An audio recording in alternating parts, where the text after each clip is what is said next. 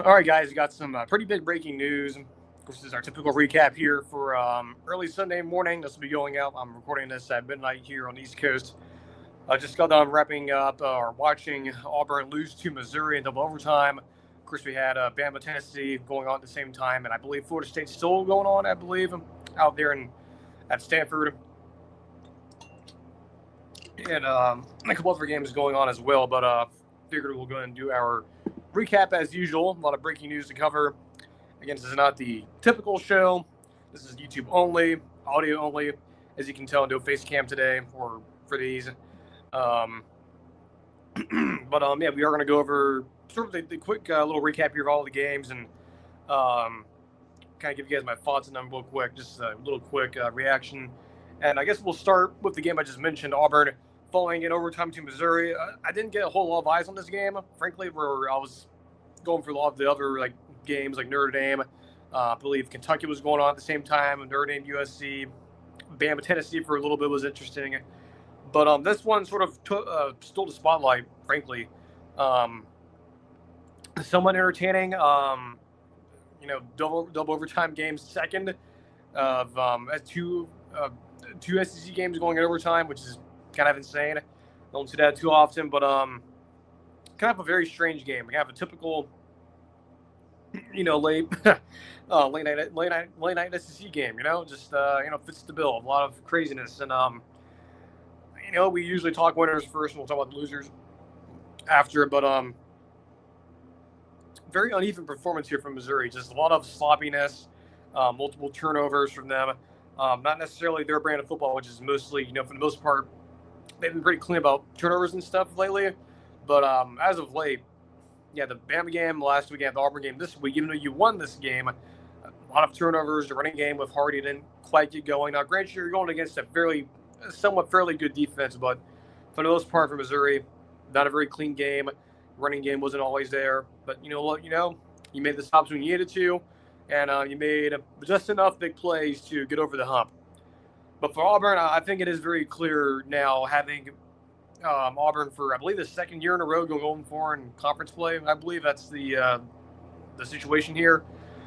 Or I believe the second time under Hugh Freeze. But there is no doubt there will be a regime change there sooner rather than later. I'm not guaranteeing anything tomorrow, but don't be surprised if you're watching the early NFL games tomorrow. And much like last week of James Franklin being fired, it's brought up during the games tomorrow, the NFL games early. So don't be surprised by that if Hugh Freeze is let go. It definitely sounds like it's leaning towards that way.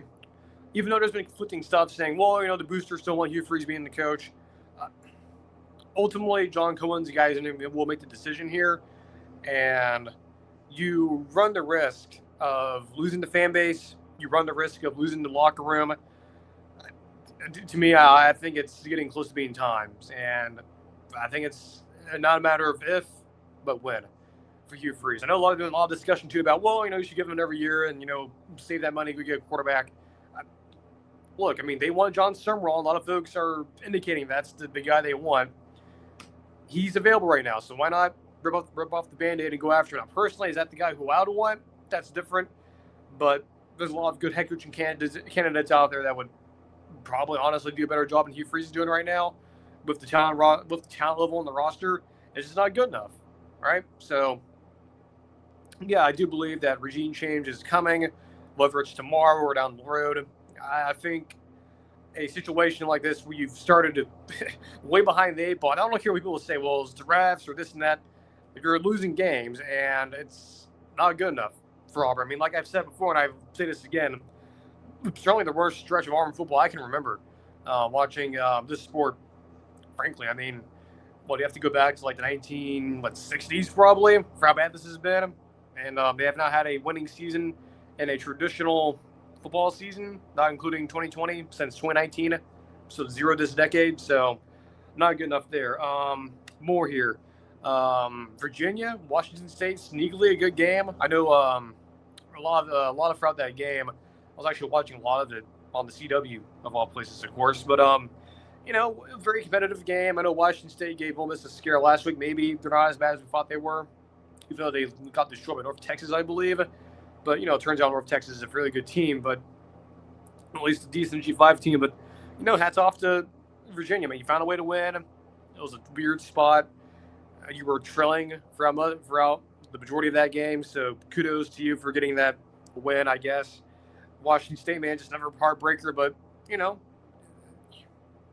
Washington State or Oregon State, I know Oregon State, I think they lost again today, I think, or I don't even know if they even played or not, but, they're both kind of out there by themselves. Obviously, the Pac-12 will begin its rebuilding process next year if the new team's coming in, but, they are what they are, and I think it's nice to see at least one of them competing well. I think that's the message there. So that was also going on. I guess before we get to the other big SEC games, I guess some other notable games. SMU beat Clemson. I know Kid Clement wasn't playing, so he was out.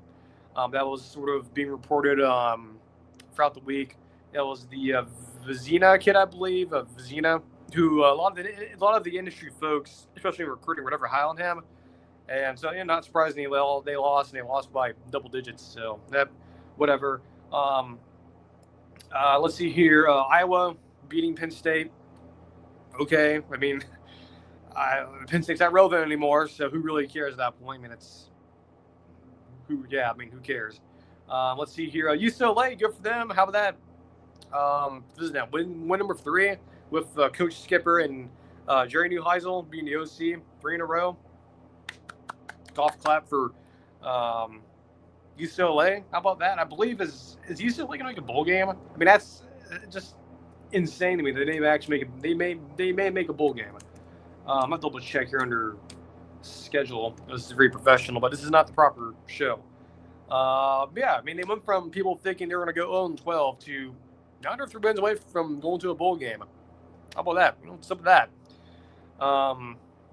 They beat Maryland, and they came back and won that game too. So that was not a very easy. They scored 13 points in the fourth quarter. I watched a little bit of that game, but how about that? And then finally here before you get to the big SEC games, the 3 big ones. Florida, Mississippi State. I think it's been. I think I may have mentioned this earlier on during the week, but it's been widely reported out there that there will be some sort of an announcement, I think, tomorrow for Billy Napier. So keep an eye on that. I think the expectation is that there will be, a press conference, a press release, officially released tomorrow that he has been relieved of his duties. They're going into the bye week. It makes sense. The timing's right. Now, of course, you're going to have like Pete Nichols and Chris Lowe and those guys will probably break it early tomorrow. But yeah, Billy Napier, movement on him. I would say on the scale 1 to 10, if it's going to happen tomorrow, 9.5. I feel very confident about that. Hugh Freeze will probably be a little bit lower in the 8. In like the 8.5 range if you do a scale 1 to 10 on likelihood. But Billy Napier, almost a guarantee he's out tomorrow. That was being widely reported by a lot of credible people. So that one I feel fairly good about. There will be some news on that tomorrow. So don't be shocked by that. Him and Hugh Freeze may not even be the only ones too. There's another one we'll get to in a minute. But this will work our way backwards here for the SEC games. Well, actually, no, before the SEC games, there's one more game I want to talk about. Well, before the big ones, there's actually a few more, actually. I misspoke. But we'll finish with the big 3. We'll get to the rest of the other games. Texas, Kentucky, this game went to overtime. I didn't talk about this in the upset alert, but Josh Pate did. So kudos for Josh Pate for warning everyone about this game. Texas won, but very competitive. Kentucky, this is a very defensive game. I think both of these teams, unfortunately, are very similar to each other, at least profile very similar. That was the case here. So, kudos for Texas, at least defensively, to get a lot of big stops late. But a very entertaining game, albeit, wasn't very pleasing, but very entertaining. Arizona State, probably the biggest, not biggest shocker, but probably the biggest team in terms of a unranked team beating a top 10 team. Look, I think we had this in the yellow category or the red category for the upset alerts. So we got this one right. Good for Kenny Dillingham and them. And they're still alive in the Big 12. And for Texas Tech, I don't know. I mean, look, I know a lot of folks in Lubbock are mad right now because of what they thought this team was, maybe what it wasn't. What this team clearly wasn't was not a championship contender. I think folks like, me and Bud Elliott and all these guys who cover this sport, we were trying to tell you guys, look, the national champion was not coming from the Big 12. And I think I'm not here to dance on your grave, Texas Tech, but I'm just saying you were not that type of team. You're a good team. You'll still probably win the league, I think. But championship contender, no. So that happened today. Memphis losing to UAB. Okay. We have the interim coach. Sometimes that can galvanize a team, or a lot of times it will. That's example A of that. So good for Memphis, or good for UAB Memphis. I mean, look, Ryan Silverfield being looked at for a lot of jobs. Maybe it's a classic look ahead type thing. More here. USC Notre Dame, very disappointed in USC. I thought that this would be more of a competitive game, and it was, but Notre Dame kind of, they pulled away. I mean, the difference in this game, though, Jeremiah Love, certainly Notre Dame fans are in love with him right now. 228 best game of the year for him. Like, that is amazing to see after a very slow start to the year for him. So good, good to see that. Let's see here more before we get to the big SEC games. Georgia Tech, Duke. Georgia Tech survives. At some point this week they were not favored to win. Georgia Tech was. They were dogs, and eventually I think that line crossed over last night to them being the favorites. So how about that? Let's see here. Anyone else I'm missing necessarily here? We already talked about Clemson. We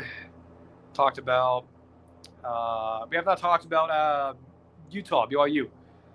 Good for BYU proving us wrong. Good for them. They handled Utah. Now, frankly, I didn't get a whole lot of eyeballs on this game. I probably should have. But good for BYU, man. Good for them.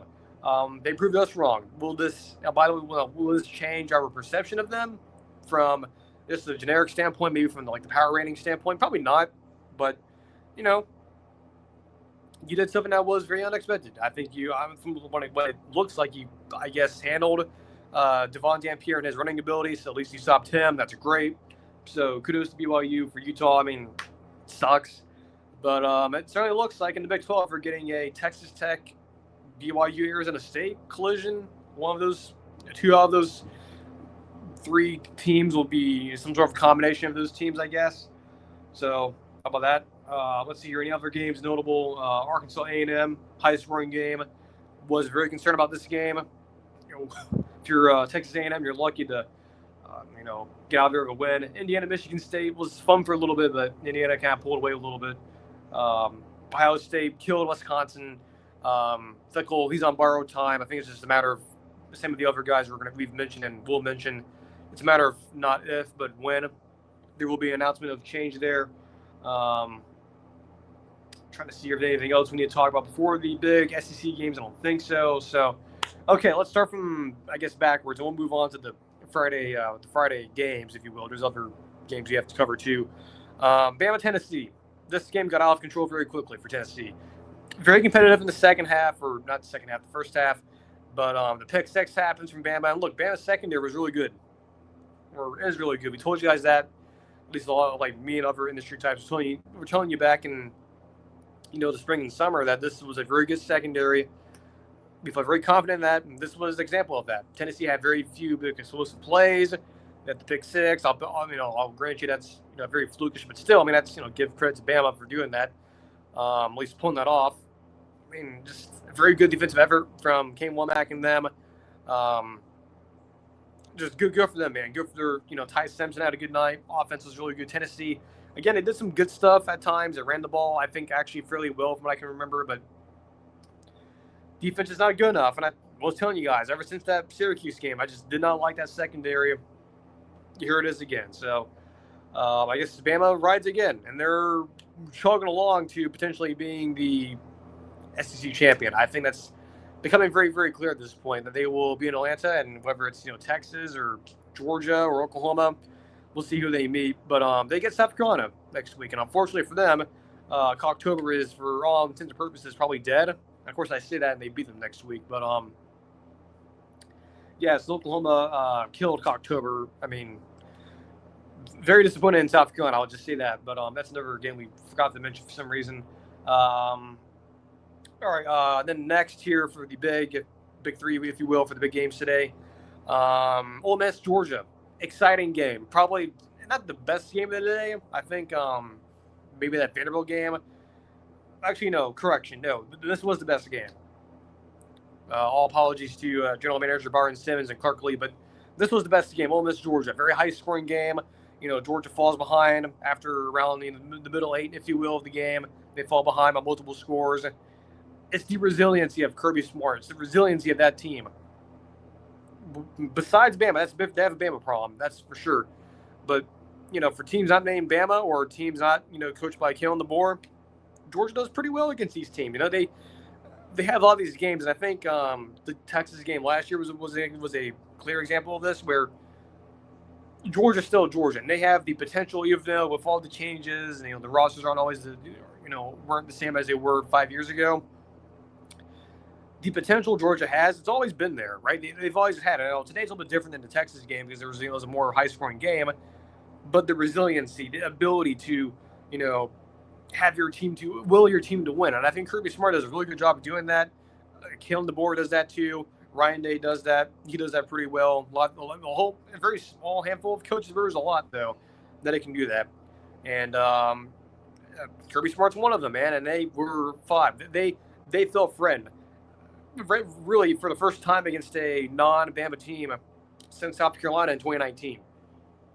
Like there were real possibilities that we were going to be talking about a 2-loss Georgia team and Ole Miss being undefeated. Like we were that close for that happening. They got lucky. They got a lot of breaks. The home field was very, very good. Unlike, I feel like for the Bama game, it was kind of flat. This one felt way better, at least for the TV screen it did. So, for Ole Miss, look, man, you're competitive. You showed up. Unlike you did a couple years ago when you got blown out. It's tough for Lane Kiffin, man. And look, there's a lot of rumors about him right now, potentially leaving Ole Miss. And I know he doesn't want to hear that. I'm sure he will deny it, but let's not bury it. There's a lot of rumors about him and other coaching opportunities, particularly in the state of Florida. So who knows if Lane Kiffin, what his future is like, but they're still a good team. They're undefeated, or at least they were undefeated and they have one loss. They have a very manageable schedule. They get, I believe, if I'm not mistaken, OU, I believe, on the road, Let me their schedule. Because I believe they get one more game, and it's the OU game, I believe, which is on the road. It was at home last year, I believe, for them. Yeah, they go to Oklahoma next week, I believe. Yeah, so that's next week. Huge game for Oklahoma and Ole Miss. That's a huge monster game. I just totally forgot that was happening next week. Yes, how about that? So, so for Ole Miss, you have Oklahoma next week. Look, you may lose that game, so you may go 0-2 here the next 2 weeks here. But after that, South Carolina, who seems like they're kind of dead right now. October's done. Well, by then it's already actually done. FCS team, Florida, Mississippi State. So you have opportunities here. Obviously, you have one next week, but that's the SEC. You got to go back to work, and you have to go back to work next week against a very talented defense in Oklahoma. Not so much the offense, but whatever. More here. This will wrap it up, at least with the games today with LSU Vanderbilt. Vanderbilt 6-1. Is Vanderbilt going to the playoff? That's a discussion we may have to have here down the road. But huge win for them. Clark Lee, that whole staff there, Barton Simmons, the GM there, formerly of 247 Sports. Just incredible. The last 2 years, what they've been able to do. With last year beating Bama, getting to a bowl game, being ranked in the top 25 a little bit last year. This year, now 6-1. Probably going to be in the top 10 for the first time in our lifetimes, which is insane to think about. The definition of an insanity. Hats off to them, man. Just, Pavia, the whole offense, the team, the feel, even the stadium atmosphere for a stadium takeover, which they still are dealing with. Just incredible, man. Just absolutely insane. And even with them being the smallest stadium in the SEC, just what I saw from TV, the new stuff they done with the stadium with the renovations and stuff, it looks nice, man. It really does look nice. And good for the city of Nashville, a place what I've been to before, for several reasons. But that's great to see Vanderbilt having fun, man, and that's great. That's a football team, and that's a team that knows how to win. Unlike some other folks in the SEC right now that have more of a history than Vanderbilt does of all teams. So good for them, LSU.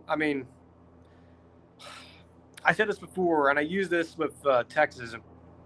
The comparisons to me with LSU is like Auburn in 2018, where defense was keeping them in games.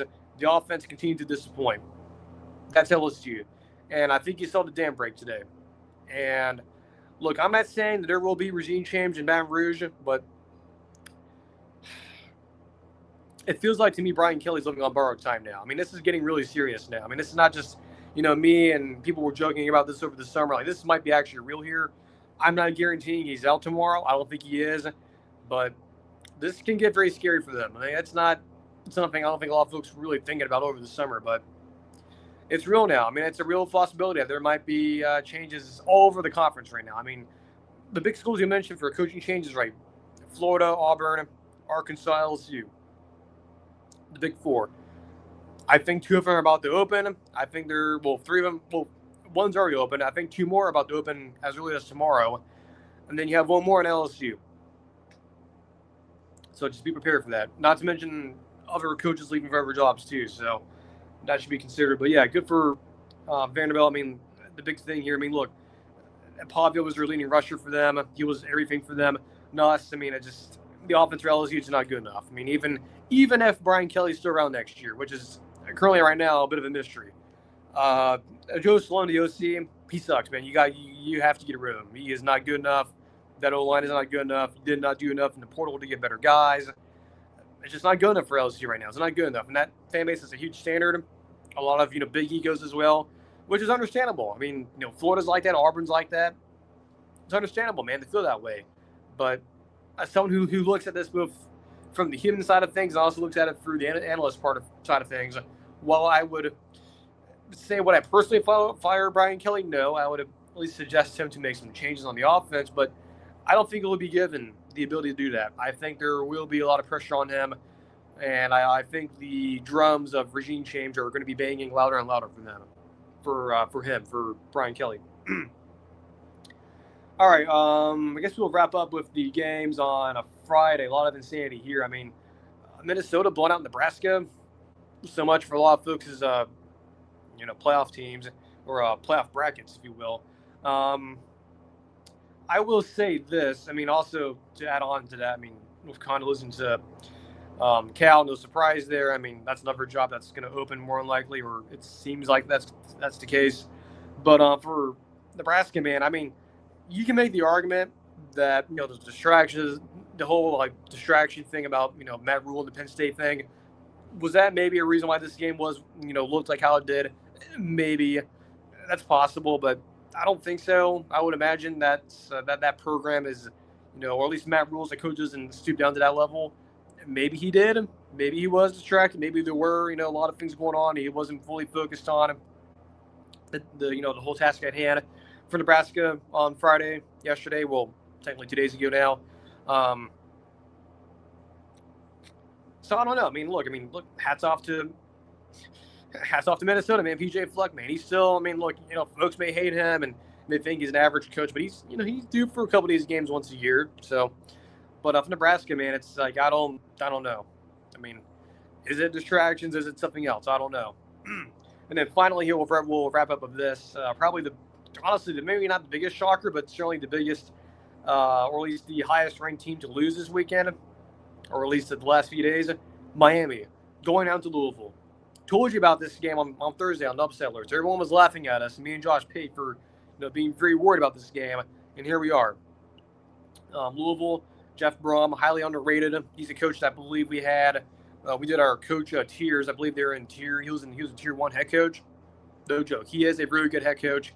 He is someone that is. I don't think a lot of folks are really paying attention to. You should pay attention to him. He's very good offensive mind, very creative.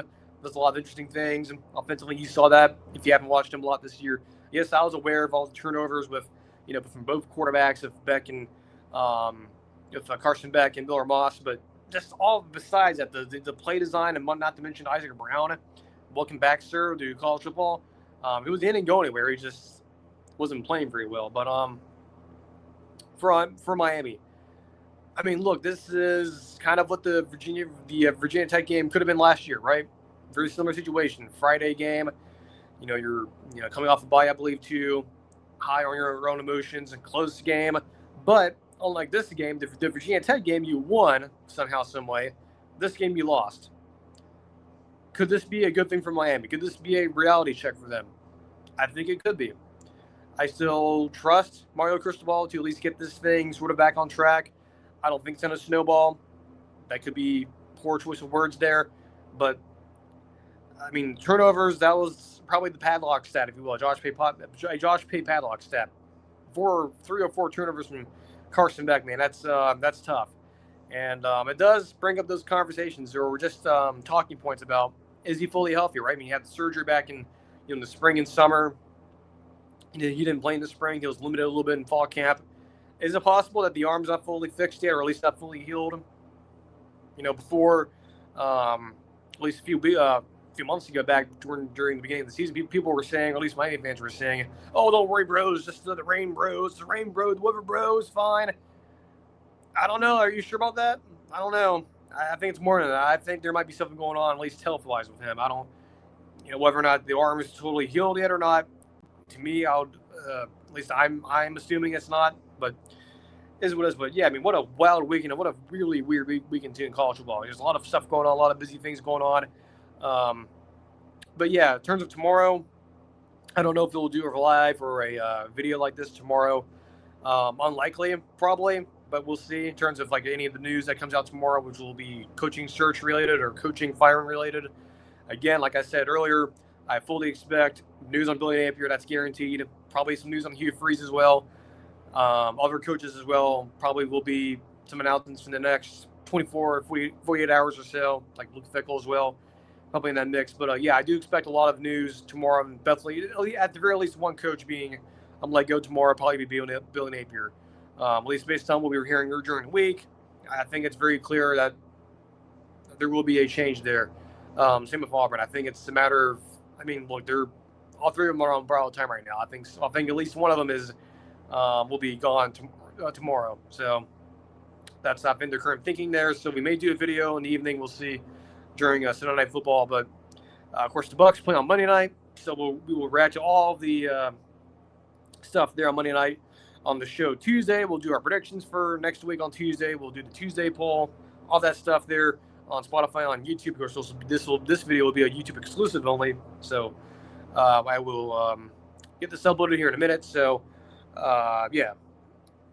So I'm trying to think of anything else to add on here. No, I don't think so. So until Tuesday, take care. Enjoy the games tomorrow, Sunday. Well, I guess now Sunday, NFL games. And yeah, just be on the lookout for any major breaking news in terms of coaching related news. Of course, we'll talk about it certainly on Twitter throughout the day. So just keep an eye on that. And we'll see you guys on the Tuesday show. So just keep an eye on that. I'll let you guys know when we're going live on Tuesday.